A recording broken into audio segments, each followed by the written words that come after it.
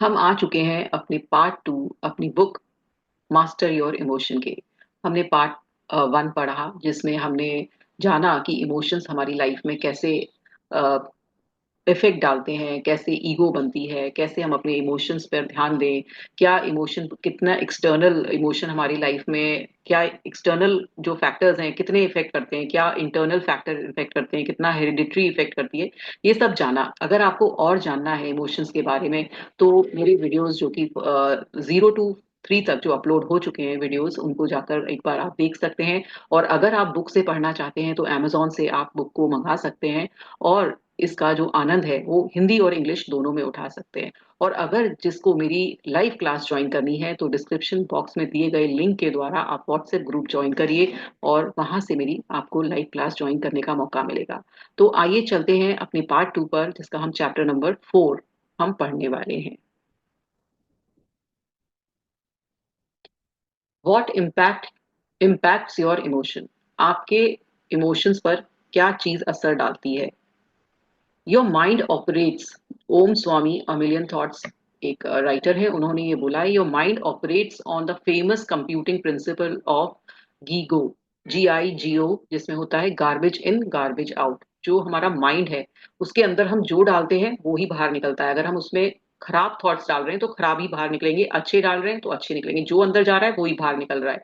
If you do ill, speak ill and think ill, the residue is going to leave you sick. तो अगर आप कुछ गलत बोलते हैं, कुछ गलत सोचते हैं या गलत करते हैं, है ना, तो क्या होता है कि वो ही चीज आपको क्या करती है, जो अंदर जा रही है तो आपको बीमार करेगी।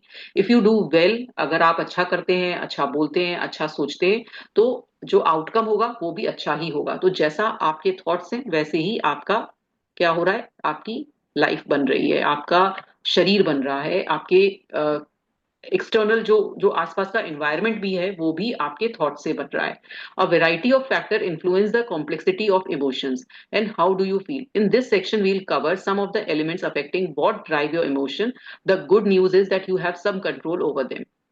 अब वो बोल रहे हैं कि इस जो सेक्शन है पार्ट 2 में हम क्या पढ़ेंगे कि आपके क्या चीज है जो हमारे इमोशंस को ड्राइव करती है, और कुछ आपको बताया जाएगा कि कैसे आप उनको कंट्रोल कर सकते हो। If we exclude spontaneous emotional reaction resulting from your survival mechanism, most of your emotions are self created. और वो बोल रहे हैं कि एकदम क्या होता है ना, जैसे हमें किसी ने धक्का मारा तो हमें गुस्सा आया, तो ये हमारा क्या है कि हमें सर्वाइवल करना है ना, हमें सर्वाइवल है, तो एकदम जो इंस्टेंट होता है वो आपका बचाने के लिए होता है, आपको ना कि कुछ चीज से आपको बचाता है, जो हमें, जो हमारा इंस्टेंट रिएक्शन है हमें बचाने के लिए करेगा। तो बाकी जो होता है, बाकी जो इमोशंस हम जो लॉन्ग टर्म बनाते रहते हैं वो कौन बनाता है, वो सिर्फ हम बना रहे हैं, हमारा माइंड बना रहा होता है। और वो हमारे सेल्फ क्रिएटेड होते हैं, जो कि कहीं और से एक्सटर्नल फैक्टर से कोई दे नहीं रहा होता है, वो सिर्फ हम ही बना रहे होते हैं। The result from the way you interpret thoughts और इवेंट्स। और वो कैसे बन रहे हैं कि आप किसको, किस चीज को किस तरह से इंटरप्रिटेट कर रहे हो, किस तरह को, किस चीज को किस नजरिए से देख रहे हो सकता है कि आपको किसी ने कुछ बोला, उसका वो इंटेंशन ना हो, लेकिन आप उसको, आपने एनालाइज किया, इसने शायद मुझे ना ये बोला था, इसने शायद मुझसे ऐसा कहना चाहता। फिर आप और एनालाइज करते हो, फिर और एनालाइज करते हो, तो वो आपका तरीका है कि आप उसको किस तरह से लेते हो सकता है जो बी इंसान हो उसको भी उसने वही, उस पर्सन, एक ए पर्सन है और बी और सी दो पर्सन है, ए पर्सन बी पर्सन से कहता है कि भाई तुम बहुत खराब दिखते हो, तो बी ने सोचा नहीं, ये ना मेरा पहले का फ्रेंड था, इसने मुझसे तब भी कहा था, उस समय भी कहा था, और ये मुझसे बार बार ऐसा कहता है। तो आपने क्या किया, उसको बहुत ज्यादा एनालाइज किया, इंटरप्रिटेट किया अपने दिमाग से कि ये इंसान ना अच्छा नहीं है। अब बी से भी उसने सेम बोला, उसने कहा ठीक है ये बोलता रहता है छोड़ो, उसने उस चीज को बहुत ज्यादा एनालाइज नहीं किया ना, उस चीज के लिए खराब किया। तो जो हमारा माइंड है वो किस, उसने क्या किया, उसने जिस चीज को, जिस को कुछ बोला गया, उसने जिस तरह से समझा, जो हम तरीके से समझते हैं, उस पर्सन का इंटेंशन ऐसा नहीं था, उसने सबको खराब बोला, उसने आपको भी बोला, बी को भी बोला, सी को भी बोला, लेकिन आपने जैसा समझा उससे हमारे इमोशन बने, उससे हमारे को गुस्सा आया, उससे हमारे को दुख हुआ, परेशानी हुई। जो इमोशन हमने बनाया वो हमारी सोच के कारण बनाया। However, these aren't the only element that affect your emotional state. Your body, your voice, the food you eat, or how much you sleep. और वो बोलते हैं कि खाली यही नहीं है कि हम किस तरह से इंटरप्रिटेट करते हैं दूसरे की बात, बल्कि हमारी जो शरीर है, हमारी जो बोली है, हमारा जो खाना है, हम कितना सोते हैं, ये सब मेजर रोल प्ले करते हैं हमारे इमोशंस बनाने में। तो ये हमारे इमोशंस बनाते हैं, इसलिए हमारी जो जैसे इमोशंस होंगे वैसी हमारी लाइफ होगी। तो अब देखते हैं कि क्या चीज हमारे इमोशंस पे असर डालती है। सबसे पहले उन्होंने लिया है the impact of sleep on your mood. सबसे पहले जो नींद है उसका क्या फर्क पड़ता है हमारे इमोशंस पर, हमारे मूड पर। The quality of your sleep and how much of it you get affect your emotional state. You have probably experienced the side effect of sleep deprivation yourself. Perhaps you felt grumpy, unable to concentrate, listless, or had difficulty dealing with negative emotions. और वो बोल रहे हैं कि कभी कभी आपने खुद देखा होगा कि अगर अच्छी नींद नहीं आती है, एक साउंड स्लीप नहीं आती है, कम सो पा रहे होते हो, तो आपको कितनी मतलब अनईजीनेस लग रही होती है, आपको ऐसा लगता है कि एक गुस्सा सा आ रहा होता है सब पर, कहीं कंसंट्रेशन नहीं हो रहा होता है, ऐसा लगता है कि कुछ खोया खोया सा लग रहा होता है, कहाँ जाएं क्या करें, और एकदम मतलब एक अजीब सी फीलिंग होती है। स्लीप तो हमारे मूड को डिफरेंट तरह से ये असर डालती है। According to the survey performed on people suffering from anxiety or depression, most of the respondents reported receiving less than 6 hours पर स्लीप पर नाइट। और वो बोलते हैं जिन लोगों को बहुत ज्यादा एंग्जाइटी डिप्रेशन होता है तो उनको 6 घंटे से कम नींद आती है, तो ये भी एक कारण होता है डिप्रेशन और एंग्जाइटी में जाने का। Sleep deprivation also increases mortality risk. A 2016 study conducted by researchers at non-profit organization RAND RAND Europe estimated that people sleeping less than 6 hours a night had a 13% increased mortality risk than people sleeping between 7 to 9 hours. The same studies revealed the lack of sleep cost an estimated $411 billion per year to United State economy. तो ये mortality जो rate है वो भी अगर नींद कम लेते हैं तो वो बढ़ जाती है, और अगर नींद ज्यादा लेते हैं तो वो घट जाती है। तो ये बहुत बड़ा फैक्टर है नींद भी। Interestingly, sleep deprivation also seems to reduce an individual ability to enjoy positive experience. और अगर नींद नहीं आएगी तो कुछ खुश खुश नहीं लगेगा।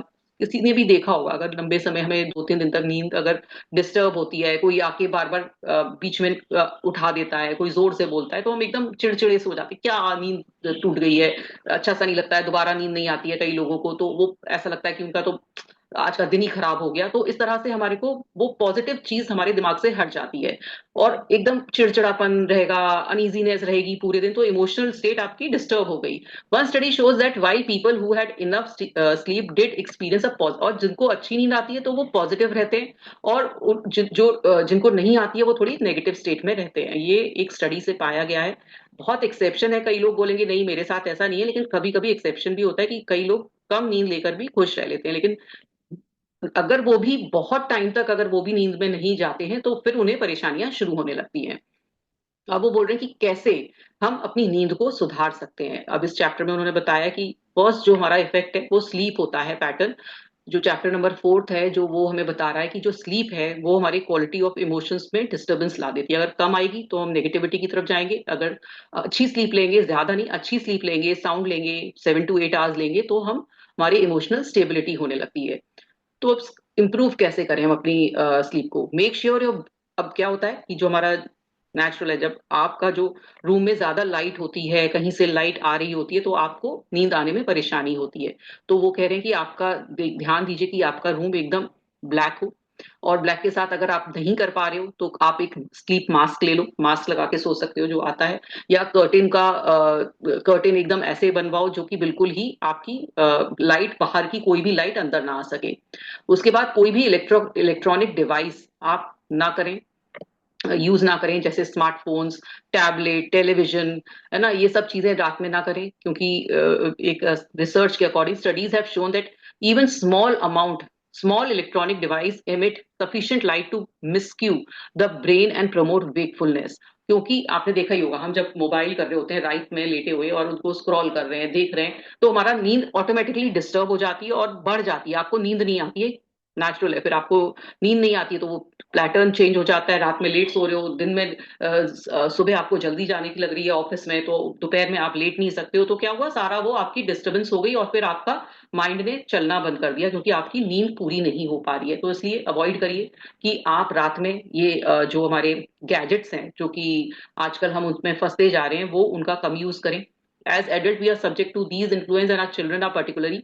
और फिर हमको देखकर हमारे बच्चे भी इन्हीं इन्हीं चीजों का यूज कर रहे हैं, और हम बच्चों को तो ब्लेम करते हैं लेकिन अपना ऊपर नहीं देख रहे होते कि हम भी इसका कितना ज्यादा यूज कर रहे हैं और हमारी लाइफ में भी इनका कितना फर्क पड़ रहा है.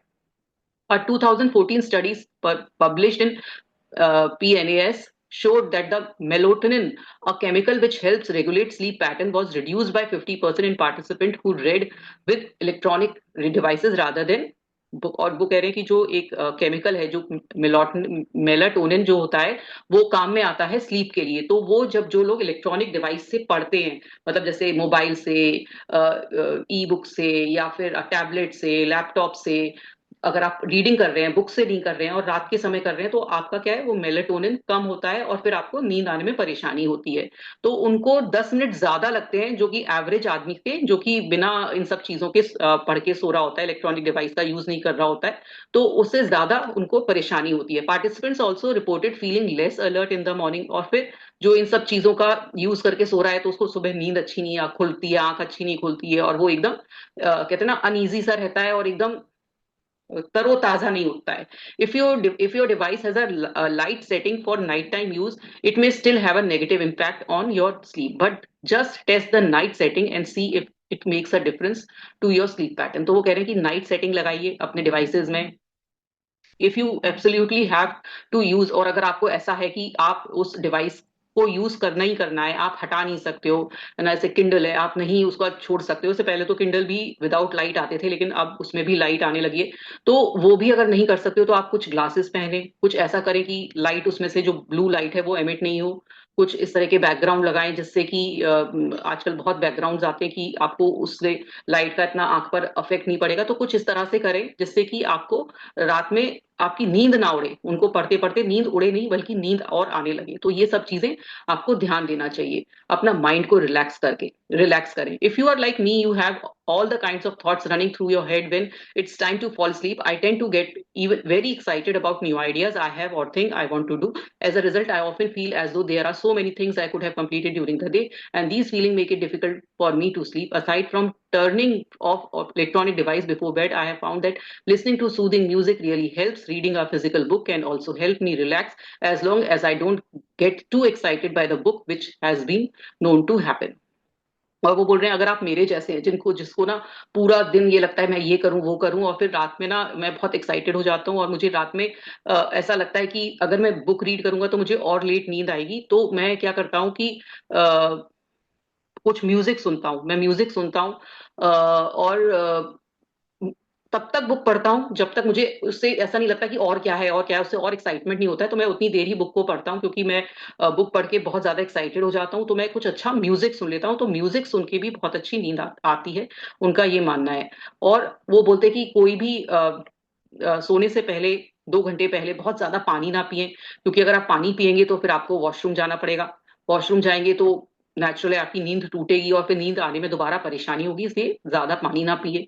हैव एन इवनिंग रिचुअल्स, और आपको रात में एक इवनिंग रिचुअल करना चाहिए. This alone will help you fall asleep more easily. It's best to try going to bed at the same time every time, including the weekends. If you are like to go out during the weekends and stay up late, this will present a challenge, but I encourage you to give it a try and see how it goes. An evening ritual will also help you stay on track with your morning rituals. It will be easier to wake up every day at the same time without feeling tired if you have a morning and had a night time ritual. अब वो बोल रहे हैं कि आप क्या करें, रोज एक ही टाइम पर सोने जाएं, एक ही टाइम पर उठें, तो वो आपकी एक हैबिट बन जाएगी. और अगर आपको वीकेंड्स पर ऐसा है कि कभी आप लेट हो रहे हो, तो भी ट्राई करें कि आप एक ही टाइम पर सोएं और एक ही टाइम पर उठें. If you do not go out to stay up late during the weekend, one thing you can will still awake up early and during the weekend you have a couple of nap. और अगर आपके weekend, क्योंकि आप बाहर घूमने गए हो तो वीकेंड छुट्टी है, तो आप दोपहर में एक नैप ले सकते हो, जिससे कि आपकी वही स्लीप साइकिल बनी रहे.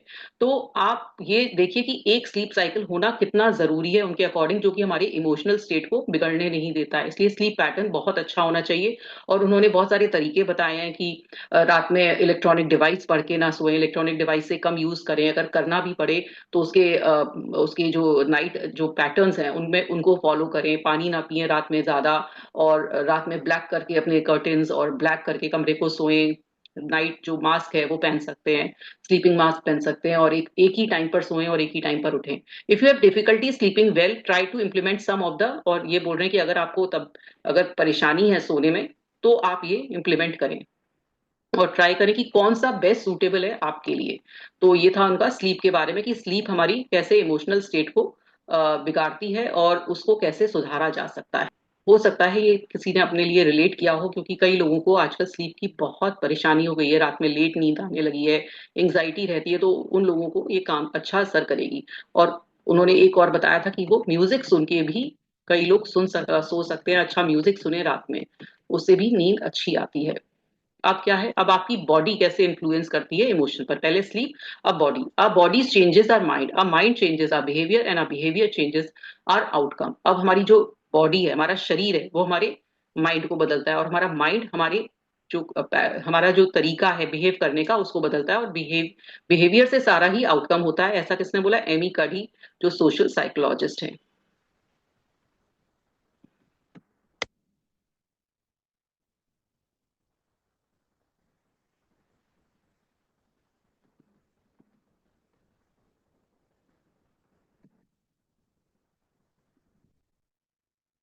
Body language and body postures. अब वो बोल रहे हैं कि बॉडी लैंग्वेज कितना हमारे लाइफ में अफेक्ट डालती है, और जो हमारे पोस्चर है, हमारे बैठने का जो तरीका है, वो कितना असर डालता है। By changing a body language and body posture you can alter the way you feel. अब वो बोल रहे हैं कि अपनी बॉडी लैंग्वेज, एक आपको देखने से ही आदमी पता चल जाता है कि ये कितना कॉन्फिडेंट है, इसमें कितना ये आएगा तो कैसे बोल सकता है। उसकी जो बॉडी तरीका, उसका बैठने का, उठने का, उसकी जो स्टाइल से ही आपको पोस्चर से पता चल जाता है कि कैसा इंसान है, इसमें कितना कॉन्फिडेंस है और कितना नहीं है। वेन यू आर कॉन्फिडेंट और happy you expand your body. जब आप खुश होते हो तो आपकी बॉडी ऑटोमेटिकली एक्सपैंड हो जाती है। आप बड़े बड़े, ये जो बड़े बड़े पोस्चर हैं, वो जो, जब आपने देखा होगा कोई स्पीच देता है, कोई स्टेज पर स्पीच देता है, तो उसके पूरे हाथ खुले होते हैं, वो ऐसे बोल रहा होता है, वो ऐसे बोल रहा होता है।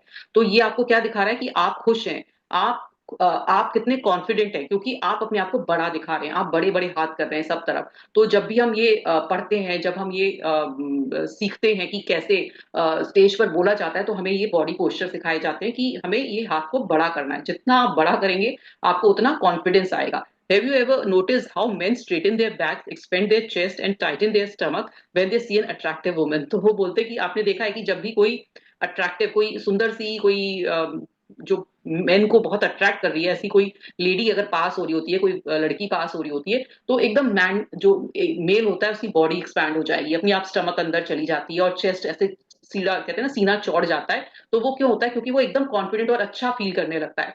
दैट्स एन अनकॉन्शियस बिहेवियर, और वो अपने आप, उसका अपने आप होता है ऑटोमेटिकली जब वो देखता है, क्योंकि वो उसे कॉन्फिडेंस और पावर दिखाना चाहता है।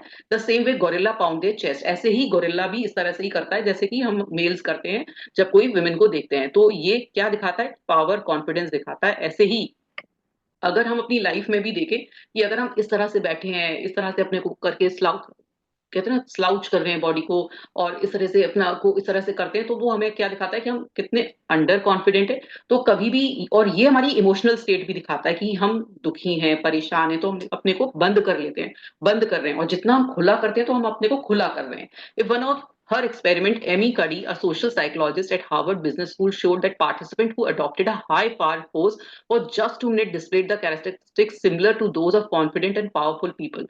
More specifically, she noticed the following hormonal changes. और वो बोलते हैं कि जो लोग 2 मिनट के लिए भी ऐसे पोस्चर बड़े बड़े बनाते हैं, जब हम लोग एक्चुअल में हम लोग प्ले करते थे, तो हम लोगों को ये बताया था हमारे जो टीचर हैं कि आप जितने बड़े पोस्चर, जब आप स्टेज पर हैं, तो आप जितना अपने को खुला छोड़ेंगे, जितना आपकी बैक स्ट्रेट होएगी, और जितना आप इस तरह से पोस्चर बना के और इस तरह से आप एक्टिंग कर रहे हैं और इस तरह से आप डिलीवर कर रहे हैं अपनी स्पीच को, तो आप कॉन्फिडेंट और पावरफुल फील करेंगे। तो वो बोल रहे हैं कि अगर आप 2 मिनट भी अगर ऐसी एक्सरसाइज करते हैं, तो आप ऑटोमेटिकली कॉन्फिडेंट और पावरफुल फील करने लगते हैं।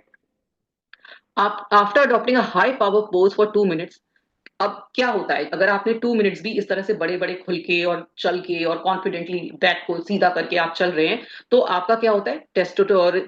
टेस्टोस्टेरोन जो इंक्रीज होता है बाय 25%, कॉर्टिसोल डिक्रीज होता है 10%, और जो रिस्क टॉलरेंस होता है जो हमारा, वो 86% ऑफ पार्टिसिपेंट चूजिंग, ये होता है, इंक्रीज हो जाता है।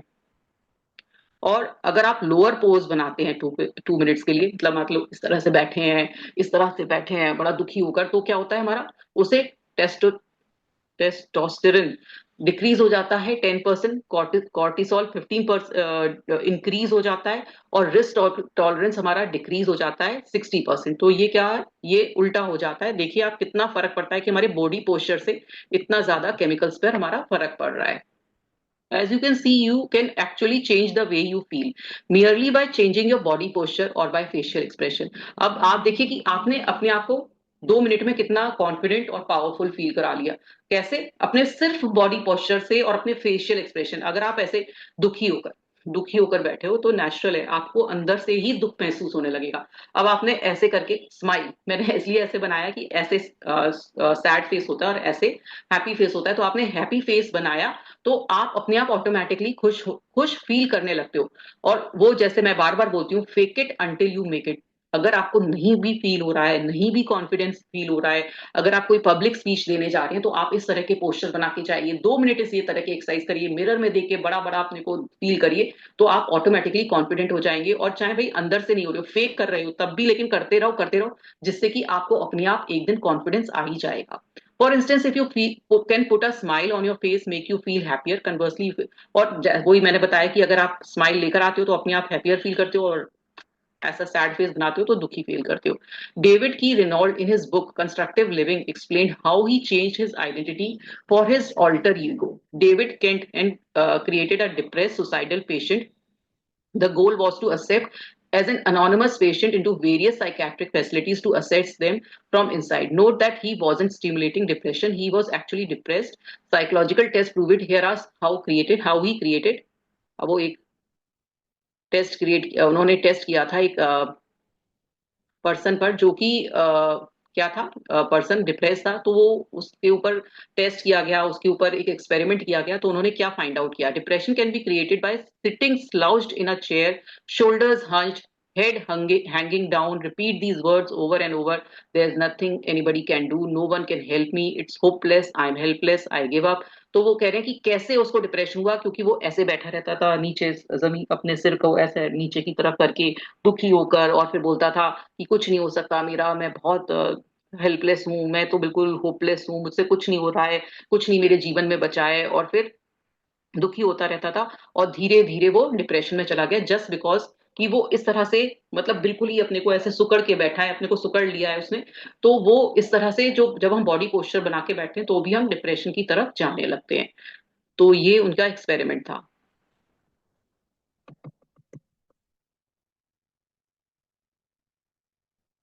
The benefit of exercising. अब इन्होंने बताया कि बेनिफिट्स होते हैं एक्सरसाइज करने के।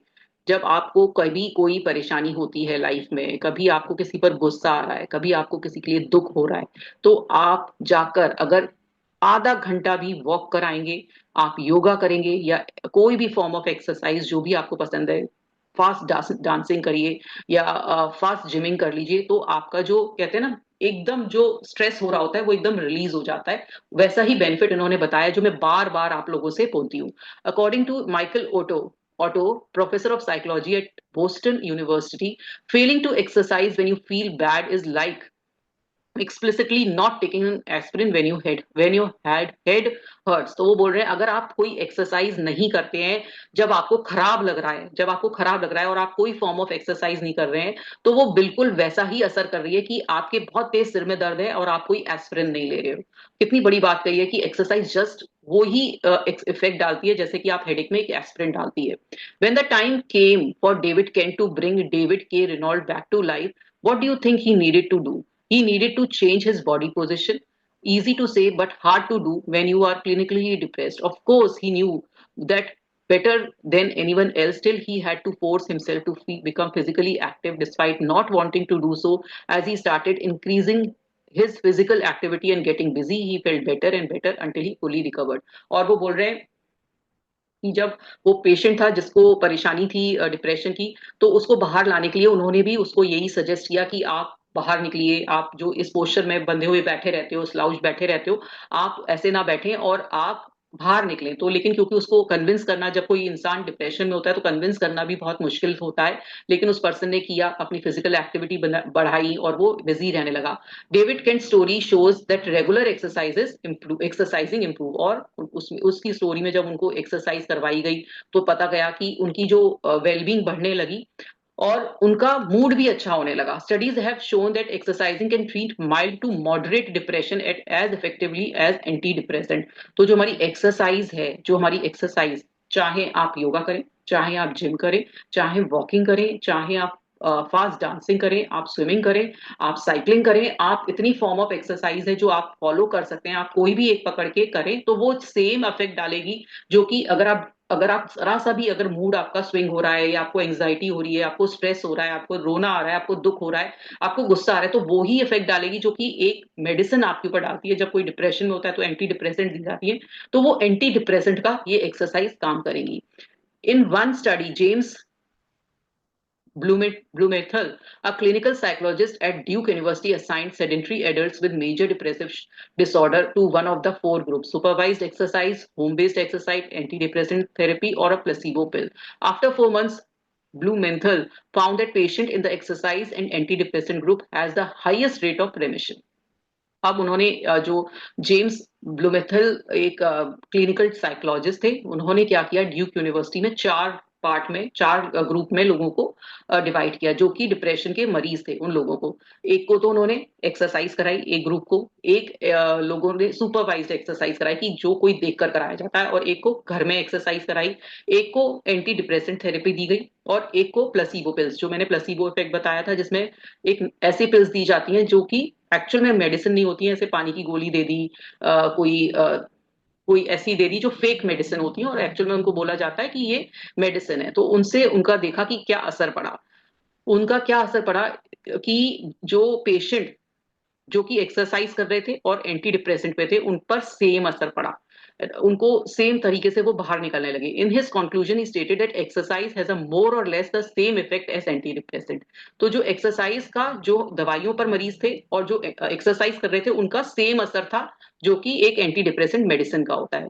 When he followed up with the same patient a year later, अब वो एक साल बाद उन्होंने देखा, Blumenthal discovered that people who were still exercising regularly has lower depression scores than the people who only exercise sporadically. अब उन्होंने एक चीज और फाइंड की, एक साल में जो लोग लगातार एक्सरसाइज कर रहे थे, कंसिस्टेंटली एक्सरसाइज कर रहे थे, वो ज्यादा अच्छी तरह से अपने को डील कर पा रहे थे, जो कि बिल्कुल कभी कभी कर लेते थे, महीने में 2-3 बार कर ली, तो उनका डिप्रेशन कम कम हुआ था, बजाय उनका जो लगातार एक्सरसाइज कर रहे थे। तो कंसिस्टेंसी बहुत इंपॉर्टेंट है, लगातार करना बहुत इंपॉर्टेंट है। ये नहीं कि आपने 1 महीने किया, ठीक है, अब मैं डिप्रेशन से बाहर आ गया, अब मेरे को सब अच्छा लग रहा है, अब मैं छोड़ दूंगा, ऐसा नहीं है, क्योंकि आपको लगातार करनी पड़ेगी, तब आपका, कहते हैं ना, एलिवेटेड मूड में आप आ जाएंगे। Exercises seem to not only help treat depression but also to prevent relapse. तो एक्सरसाइज करने से आप डिप्रेशन से तो बाहर निकलेंगे, लेकिन फिर दोबारा से उसके चपेट में नहीं आएंगे, रिलैप्स नहीं होगी। So when it comes to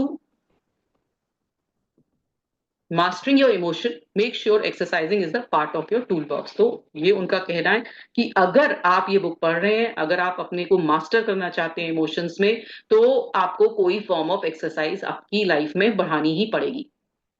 Fortunately, you don't have to run 10 miles a day to reap the benefit of exercise. Simply walking for 30 minutes, 5 days a week can work wonders. और वो बोलते हैं कि आपको ये नहीं है कि आपको रोज 10 माइल तक दौड़ना है और तभी आप सही हो सकते हो। आप सिर्फ आधा घंटा वॉक करो, है ना, और 5 दिन करो हफ्ते में, वो भी चलेगा। According to research published in PLO's Medicines, 2.5 hours moderate exercise a week could add 3.25 years to your lifespan.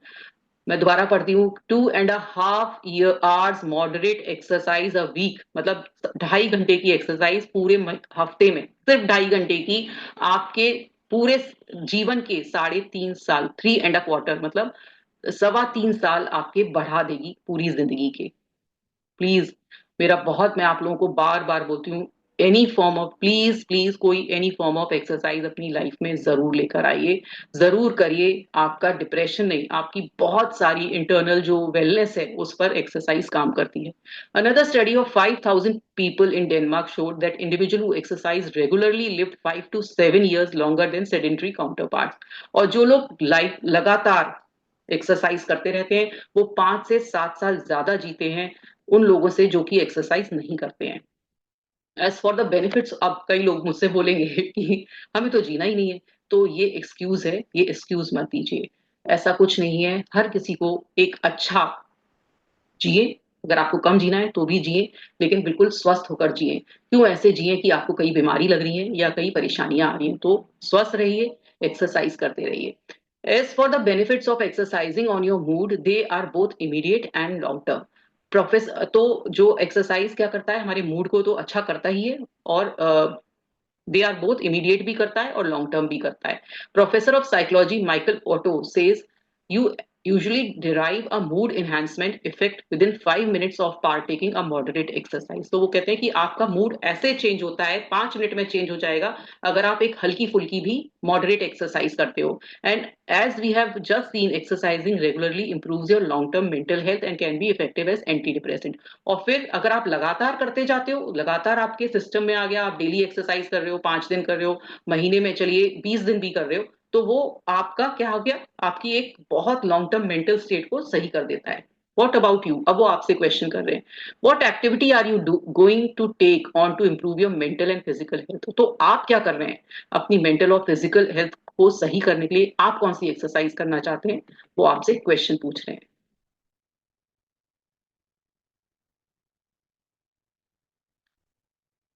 अब आपका नेक्स्ट चैप्टर है, ये हमने 2 चैप्टर पढ़ लिए, जिसमें हमने एक चैप्टर पढ़ा कि हमारा स्लीप पर कैसा इफेक्ट डालते हैं हमारे इमोशंस, और स्लीप कैसे इफेक्ट डालती है हमारे इमोशंस पर, फिर हमारी बॉडी कैसे इफेक्ट डालती है।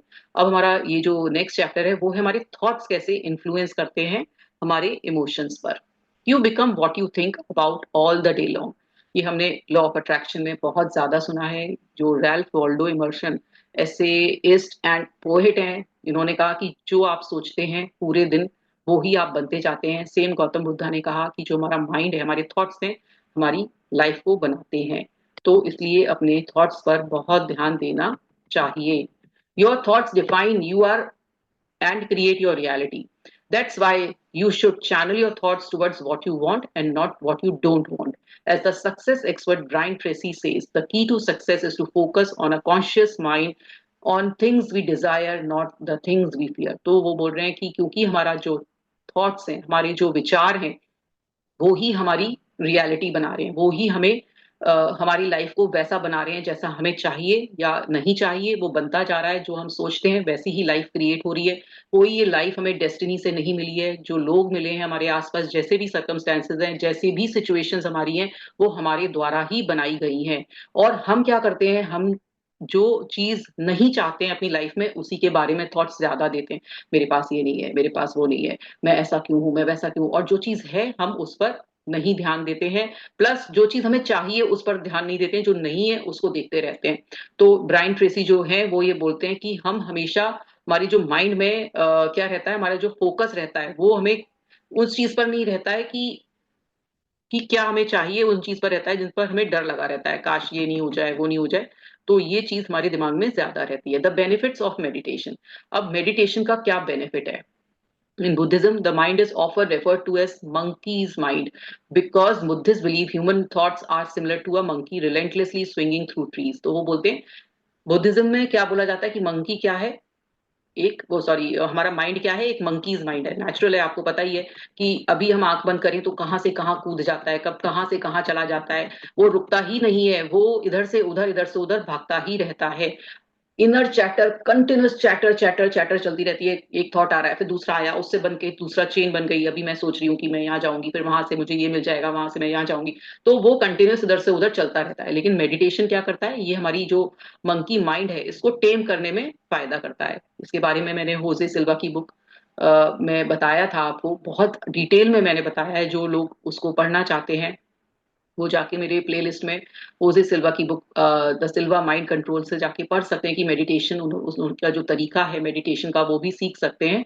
तो वो मेरा पूरा कोर्स प्लेलिस्ट में है मेरे, तो उसमें बहुत डिटेल में बताया कि मेडिटेशन कितना ज्यादा हमें काम करती है। हमारे जो थॉट्स जो कि हमारे बार बार पॉप कर जाते हैं माइंड में, इधर से उधर जाते रहते हैं, तो उसको कैसे कंट्रोल किया जाता है, कैसे उनसे डिस्टेंस किया जाता है, कैसे उसे शांत किया जाता है जब आप मेडिटेशन में 2 से 5 मिनट भी अगर स्टार्टिंग में बैठने लगेंगे तो आपका माइंड एक पीस और काम की स्टेट में धीरे धीरे जाने लगेगा। तो बहुत जरूरी है अपना जो मंकी माइंड है उसे शांत करने के लिए मेडिटेशन करना। द बेनिफिट्स ऑफ विजुअलाइजेशन, ये भी हमने बहुत डिटेल में अपने लॉ ऑफ अट्रैक्शन की बुक्स में पढ़ चुके हैं कि विजुअलाइजेशन मतलब इमेजिन करना जो आप चाहते हो लाइफ में। Did you know your subconscious can't clearly distinguish real experience from fake ones?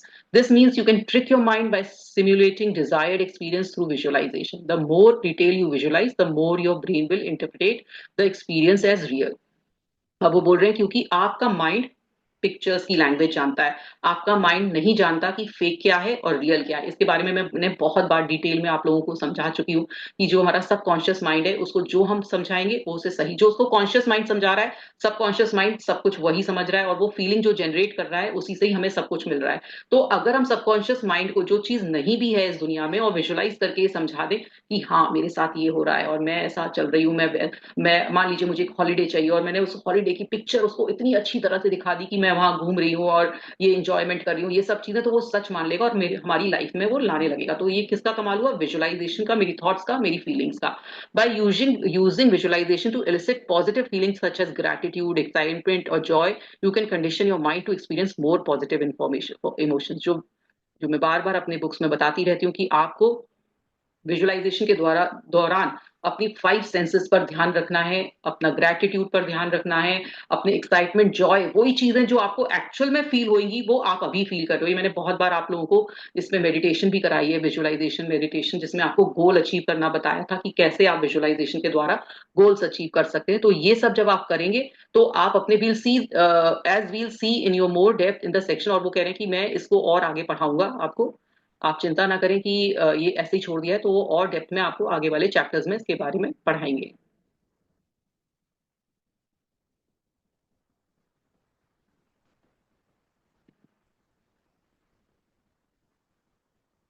अभी हम आज यहीं तक पढ़ेंगे। हमने 3 चैप्टर्स पढ़ लिए हैं, ये नेक्स्ट कल लेंगे, कल की एक्सरसाइज में लेंगे। तो आज हमने बॉडी के बारे में, अपने स्लीप पैटर्न्स के बारे में और अपने थॉट्स के बारे में जो असर पड़ता है उनके बारे में सीखा और उनको कैसे उनको टेम कर सकते हैं उन्होंने बताया। तो आज का सेशन